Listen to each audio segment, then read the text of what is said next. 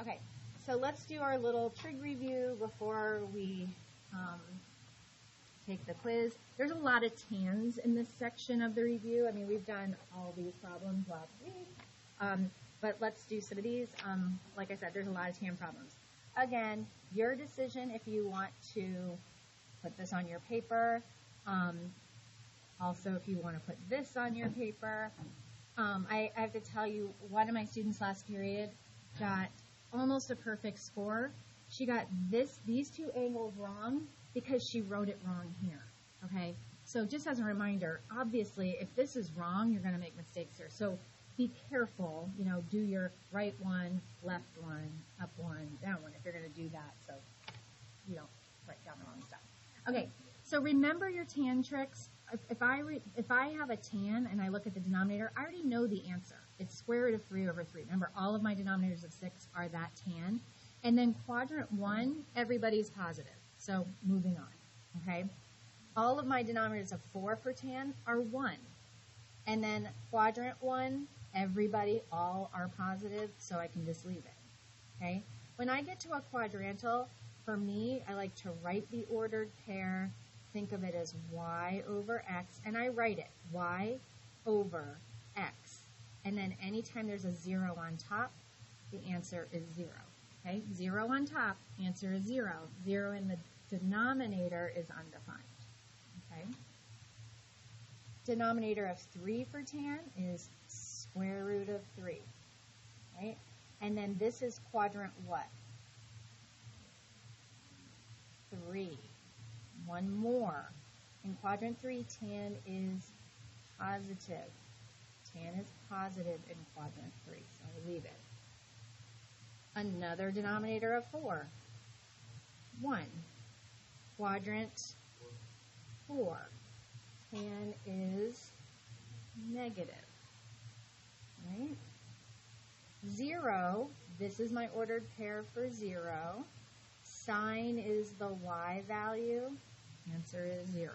Right? Don't forget, cosine, sine. Another TAN with a denominator of 4, 1. This is quadrant 3, TAN positive in quadrant 3. I told you, I don't know how all these TANs got here. Square root of 3 over 3, 6. Square root of 3 over 3, this is quadrant 4, and TAN is negative in quadrant 4. Let's be careful. Don't forget, when you have a theta with a denominator of 2, that's at the top and at the bottom, okay? Pi over 2 is up here. 3 pi over 2 is down here. It's the only angles that have a denominator of 2. So be careful with those.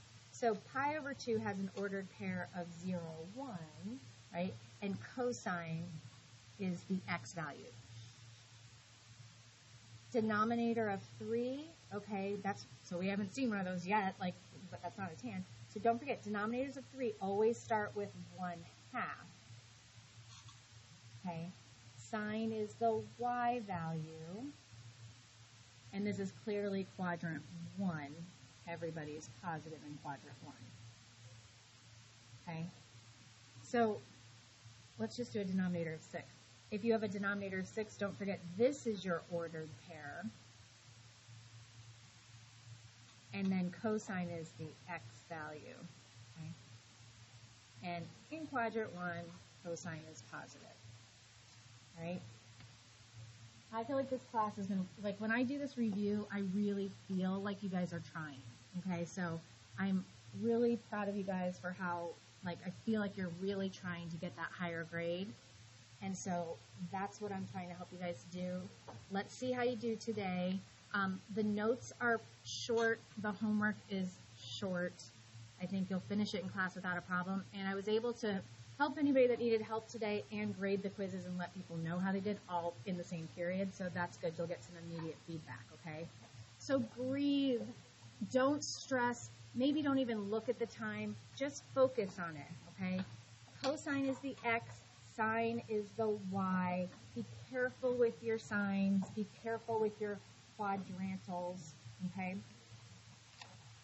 So we're going to get started, and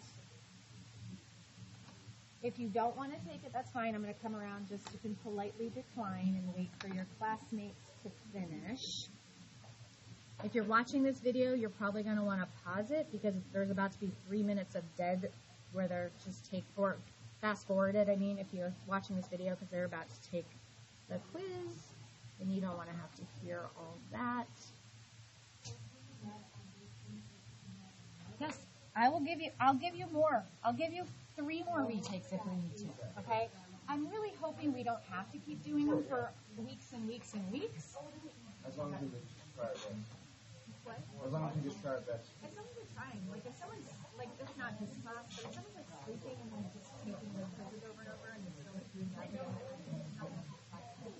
all right, guys, don't forget, you write your name on the back, but that's it, nothing else, and just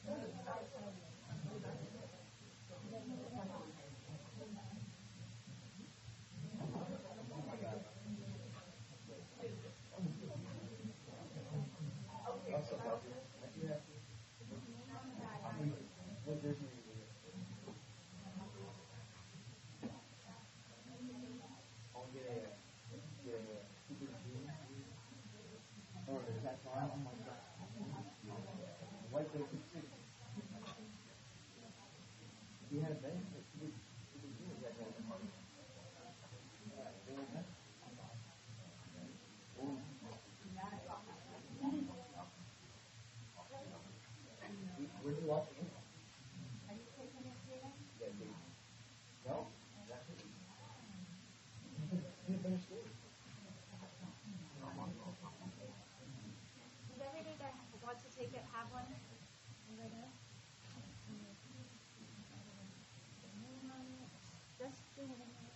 Everybody ready? All right, go ahead and start, guys.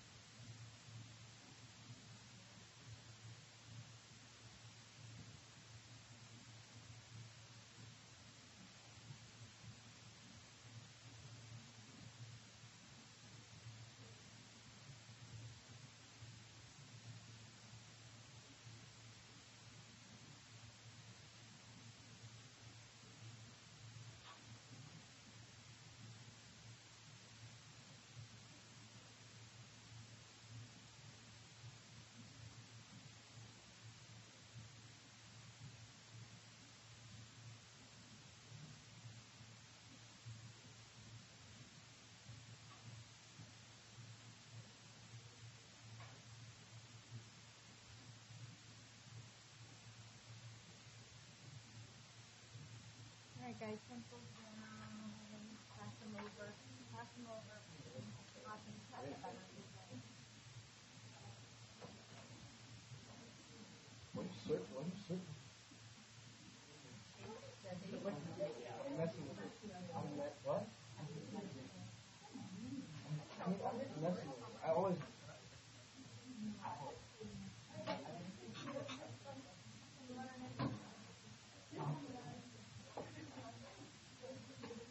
It's so weird how like everything not like cloud and window, but like everything like little things pop away as soon as it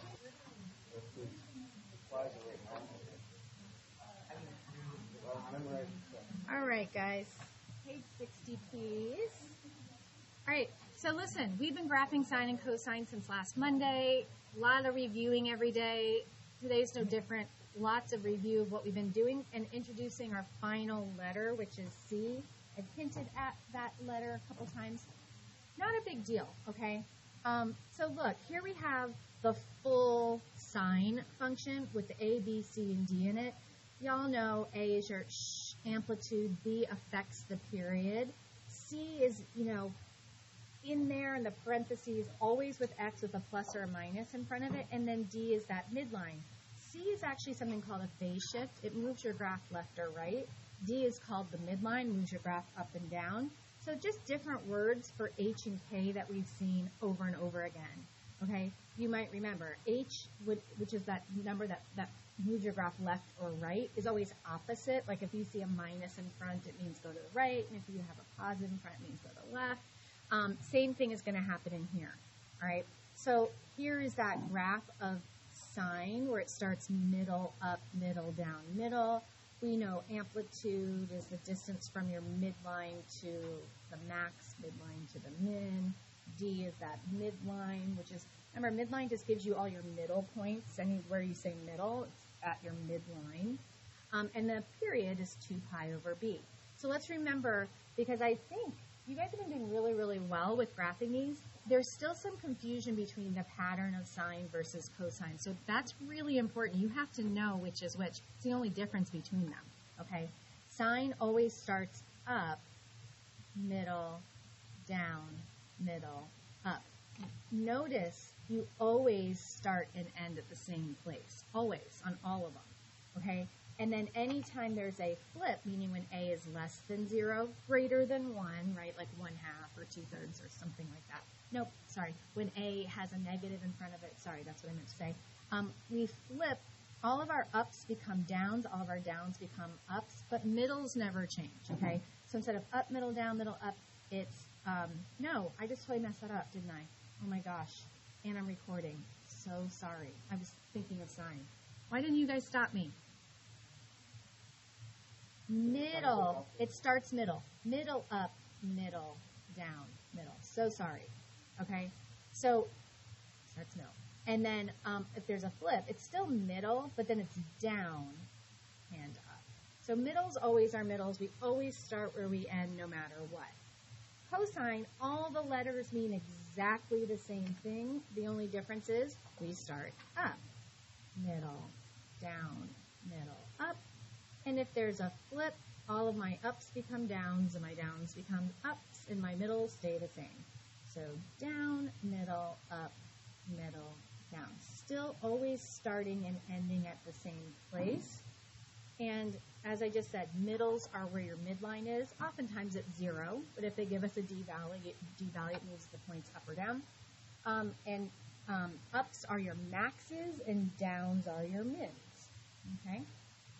So amplitude, as you guys know, is always positive. The period is that formula, 2 pi over b. And remember, the period is how much of the x-axis it takes to make 5 points.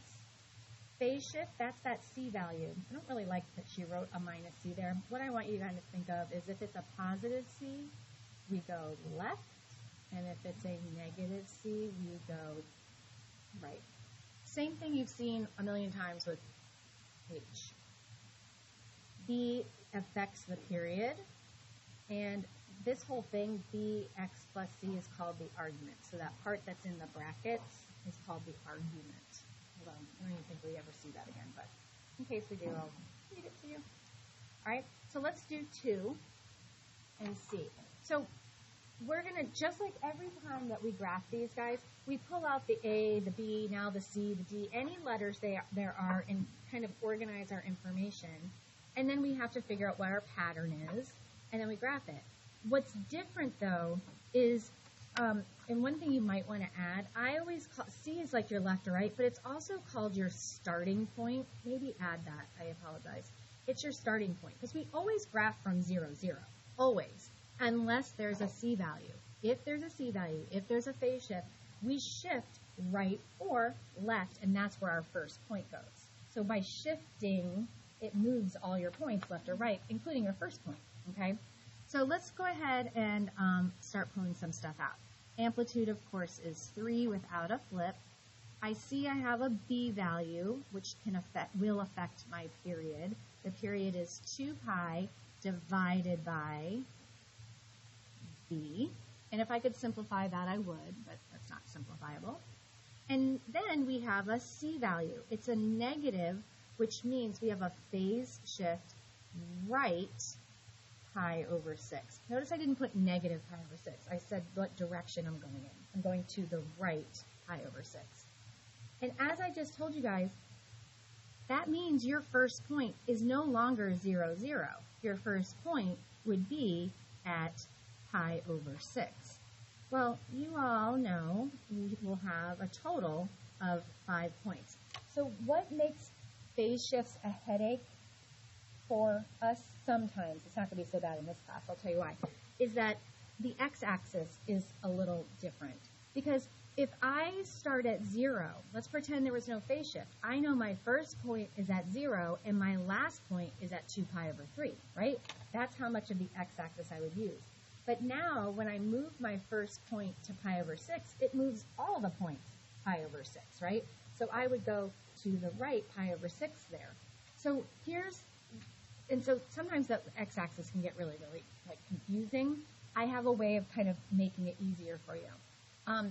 Let's figure out our last point, and we'll graph both of those. Usually, once you know your first, you always know your first point. Once you figure out this one and you put it on the graph, it's really easy to break up the x-axis after that, okay? So let me explain. If I know my first point is at pi over 6, how far away is my fifth point? Plus what? 2 pi over 3, right? The whole length of this is 2 pi over 3. So I want to get 2 pi over 3 distance from this. Think of it this way. If 0 is my first point, how do I find my last point? I add 2 pi over 3 to 0. So 0 to 2 pi over 3. Now my first point is pi over 6. I'm going to add 2 pi over 3. That'll land me at my fifth point. This is the kind of math, though, guys, you have to be able to do without a calculator, which is common denominator business. So I would multiply this denominator by 2 and the numerator by 2. So my fifth point, which is 2 pi 3 away from my first point, would be 5 pi over 6. Now, I know my pattern is sine. So I start middle, up, middle, down, middle. So let's go ahead and put those two ends on there. Pi over 6, we don't have a D value, right? There's no midline, so our middle is going to be at 0, 0. First point, and then last point. You always start and end at the same place. Usually, you can now look at those spaces and figure out what's dead center would be the pi over 2, right? So that would be another middle. And then this would be my middle up, middle down. So I didn't really have to do any other math. I could do the math of finding the midpoint. I could add these two together, divide by 2. That would give me this midpoint. I could add these two together, divide by 2, and get that midpoint, and so on. But a lot of times you don't have to do that.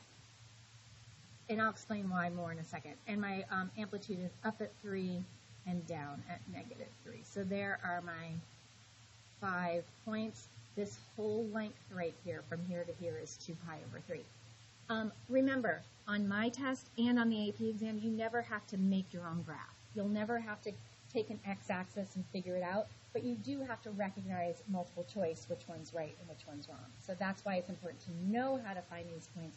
But again, if you can find the first and the last and know the pattern, the rest of it kind of falls into place. Let's do another one. Amplitude of 2, period of 2 pi divided by the b value. Whenever you divide by a fraction, you do keep, change, flip. So that would be 4 pi. And we do have a phase shift. And this is a positive, right? So that means left 2 pi. So our first point normally starts at 0, 0, but if we have a c value, it's left. That's where our first point would be. So just like before, start thinking about 1, 2, 3, and typically you never have to do any work to find the middle ones. Really, you just need the first and the fifth. So what would the first point be? If I'm going left 2 pi, what point is that? Negative 2 pi, right? If I'm going left, I mean left of what, Zach? Left of what am I going? When I say left 2 pi, what do I mean? Left of what? Left of 0, right? We always start here unless there's a phase shift. So if I say left, that's to this direction, it puts my first point at negative 2 pi. So if you have a left phase shift, your first point will be negative, okay? Now, the period is 4 pi. Remember what that means. We're going to use 2 whole unit circles worth of an x-axis, right? 2 pi plus 2 pi to get 5 points. If I start here, where's my last point going to be? 2 pi, right? So if I do negative 2 pi plus 4 pi, right? My starting point plus my period, that gets me at 2 pi, which makes sense. That's a total of 4 pi. 2 pi plus 2 pi is 4 pi. So then I look at cosine. Cosine starts starts at the top, right? Cosine is up. So I'm going to put my first and my fifth point on here. First point is amplitude of 2 at up, and my last point, always at the same place, right? This would be an up, and this would be an up at the same amplitude. This is a really nice x-axis. It's really easy to see what's dead center, right? What's right in the middle would be 0. This is an up, middle. This would be a down, middle, up. It's not. Up, middle, down, middle, up is what I'm about to do. Cosine always starts up. So, and then what's right in between 0 and 2 pi would be pi. What's in between negative 2 pi and negative 0 would be that. So it's exactly spread out. So guys, you always start at 0. So if there was no phase shift here, my first point would have been right here, up at 0. But because our phase shift is left 2 pi, it got moved all the way down to here. And there is our graph. Okay? All right. Just one last go over the vocab, and then I'll do 2 homework problems with you. So just to remember, amplitude is always the absolute value of A. We all know this formula by heart, I believe. Phase shift is plus or minus C. Remember, it's opposite. So positive is to the left and negative is to the right. That's called a phase shift. And the vertical shift, also known as the midline, is plus or minus that D value. Right? There's your A, B, C, D. D is not opposite. If it's positive, it's up. If it's negative, it's down. That language should sound familiar, like with H and K. H and K is, H is opposite, K is not opposite. Okay? So, page 66.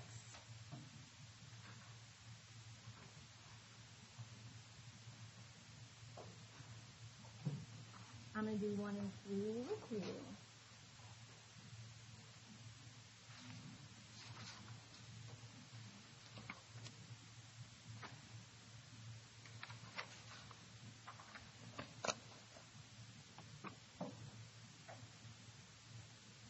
All right, so we've got our first equation. Let's pull out some important information. We have an amplitude of 2.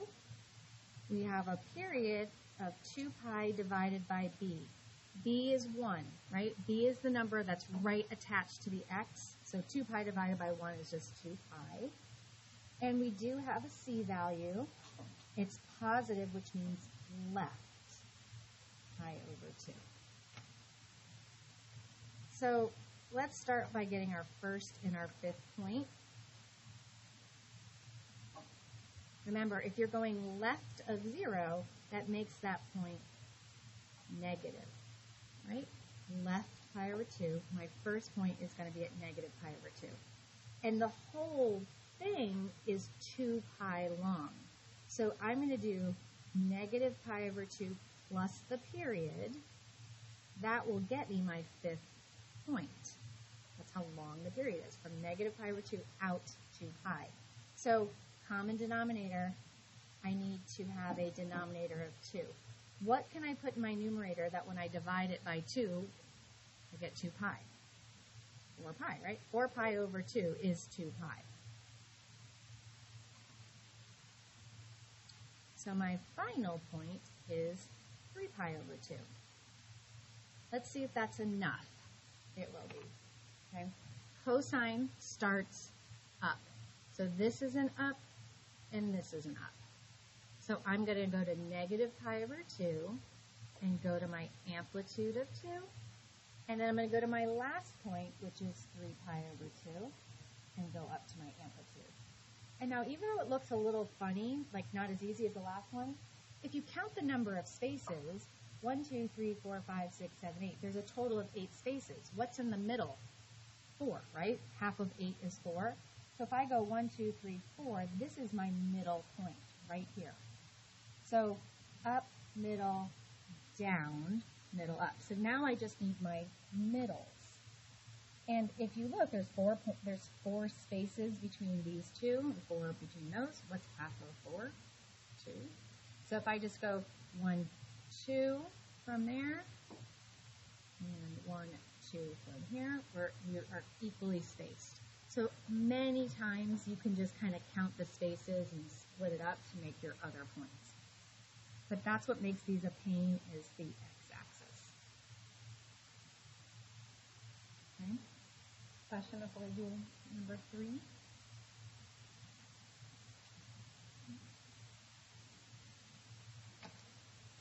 Amplitude is 2, no flip.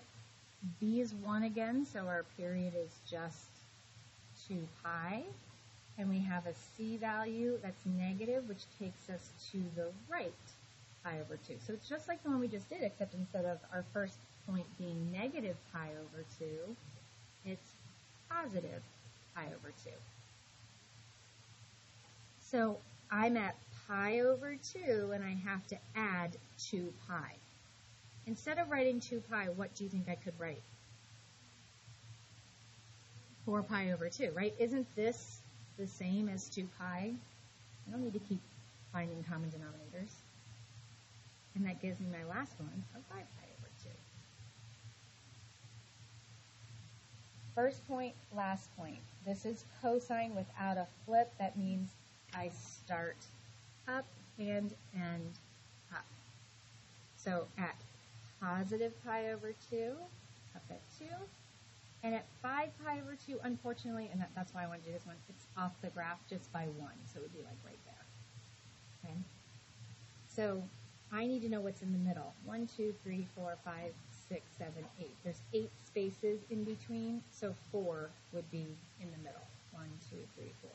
So up, middle, down to 2, and then I have my middle here and my middle here. Just break it up evenly. Okay? All right, so I will put the rest up for you. Get my attention to come help you if you are feeling stuck. Otherwise, I'm going to grade. But there's plenty of time to help and grade, okay? So don't feel like you're ever bothering me. I want you guys to leave here feeling confident you got your homework done and you just did it. Mm-hmm.